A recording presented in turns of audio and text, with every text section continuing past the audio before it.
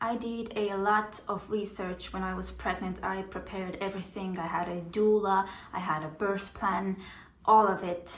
But still, a lot of what happened was unexpected for me, and I'm going to be talking about all of that with you today. I'll be going through all of the things that I wasn't expecting. Maybe I knew about some of the things that might be happening, but I wasn't really expecting them to happen to me. So stick around if you're interested in that, and let's get into it.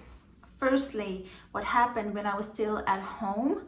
I was in the first or second stage, don't know how far along I was exactly, but just a few hours before going to the hospital, I threw up. I think I knew about having like diarrhea or something the day or the few days before your birth is about to start. Your body is preparing, emptying everything. I knew about that, but I don't think I knew that much about throwing up during your birth. So when I look back, I think I was actually in that stage where you're opening up from like between the 5 and 10 centimeters. And that was supposed to be pretty rough. So I think that's what was happening. Like a bigger dilation was happening in my body, and it was just so intense that I threw up. I threw up once, and then I felt much better afterwards and just acted like it didn't happen. Now, secondly, at the hospital, I found out that my waters hadn't actually broken fully on their own. So if you look at movies or anything, you always see women just like waking up in the middle of the night, and then whoosh, all the water comes out. They're like, oh my God, I'm in labor, and so on.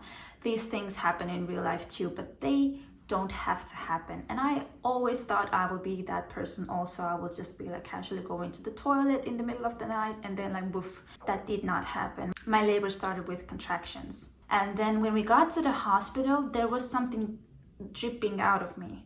So there was some hole in my like water sac somewhere up here, not down there, and it was just like dripping out very slowly. And it took like a few hours for the doctors to realize that it's not moving anywhere. Like the waters haven't still opened up yet. And then they gave me an option.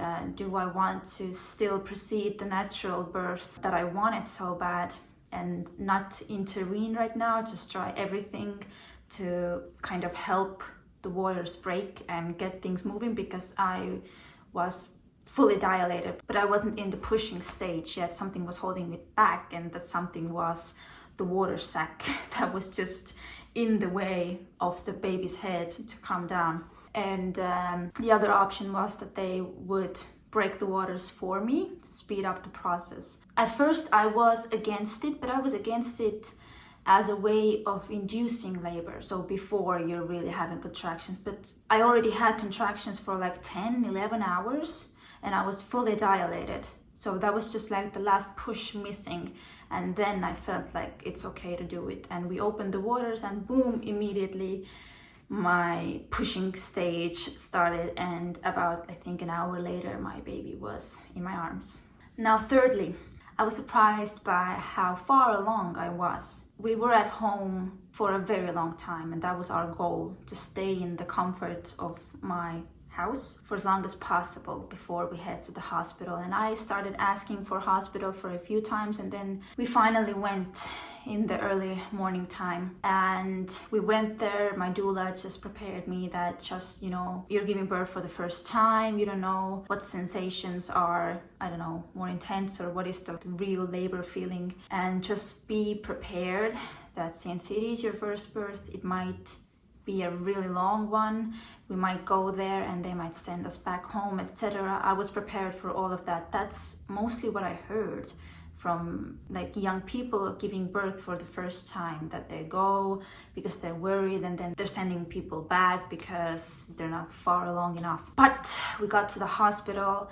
They immediately checked my dilation, and when I got to the hospital, I was 9 centimeters dilated, and I was in shock, in a positive shock. It gave me so much hope and energy, and I was just like, let's do it. This is amazing. And I could not believe it, because it's a first birth. I had been having contractions for like 9 hours or something, and I was already 9 centimeters. It was amazing. Now, next up, in my birth plan, I also had a bath.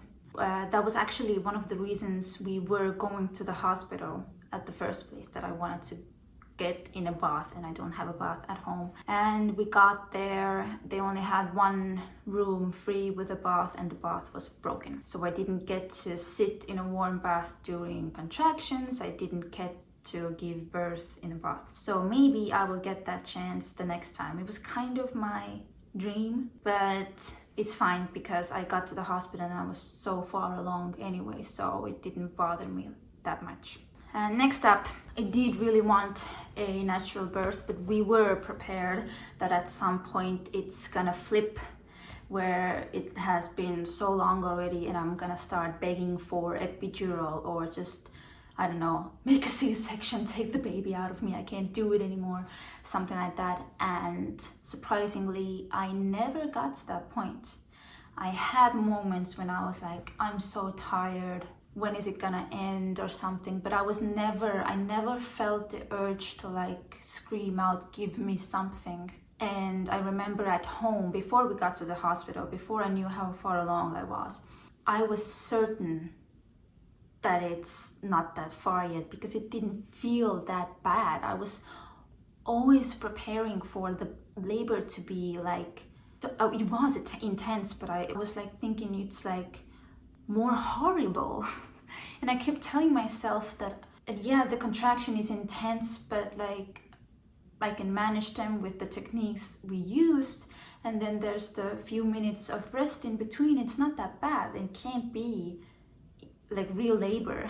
And as it turned out, I was in fact in real labor, and I was pretty far along. So that was a very good surprise. Now, about after giving birth, I knew about having some trouble peeing, and I knew about it in a way that you have to go empty your bladder in every, I don't know, what was it, like few hours or so, because you might not have the sensations in your bladder after pushing out a baby. So just in case that you won't let your bladder to like get really overflown. It's not gonna explode, but you know, then you just have to go in every few hours to empty the bladder. But I wasn't expecting what was happening to me, which was the exact opposite. I only kept feeling the need to pee for hours and hours and hours after giving birth. I felt like my bladder is so full it's gonna explode. Honestly, like it was crazy. And eventually, one point, I asked them to come help me. I actually thought something is so wrong and I'm gonna really explode. So the midwife came and used the catheter on me and emptied my bladder. It was full, but you know, she emptied it, she went away, but the feeling stayed. And luckily it went away over the night. So it stayed for less than 24 hours, but like for the first 12 hours after giving birth, that was one of the worst things about the early postpartum time. Like not the breastfeeding, not the pain or from your like stitches or anything, but just the intense feeling of having to pee, though your bladder actually isn't full. And also I got to pee mostly by like pushing the pee out. Like I had to use my muscles and like force. It kind of felt like the pushing stage, but I was pushing out pee from my bladder, and it was just horrible. So that was something that was really unexpected for me, and I didn't expect to use the catheter at all, but it happened once. And lastly, also after giving birth, from contractions maybe a little bit, but mostly from pushing out the baby, since the pushing stage lasted about an hour for me. And I think what mostly made it happen for me was the peeing situation, that every time I peed, that was also like an intense, my whole body got like cramped up, like I was pushing. And from all of that, I had intense neck and headaches. It started maybe a few hours after giving birth, and it got worse like the next few hours, and it stayed for like I think 2 days, when it was like really painful, and I couldn't move like my head like more than like this. I think I couldn't look to the side. I was just moving around like this because everything was just so tense and painful, and it was all from that pushing. But I was just lying down as much as I could, putting something warm on it, and with like 2 days, exactly by the time we started going home, it got better and I got to move my head a little bit. But I do remember still like going home, still feeling like I can't go like comfortably all the way, and there was still tension, but it was manageable. But like honestly, the first 12 hours, the peeing, the like full bladder sensation was the worst, and then the next I think 24 hours, the neck and head ache was the worst.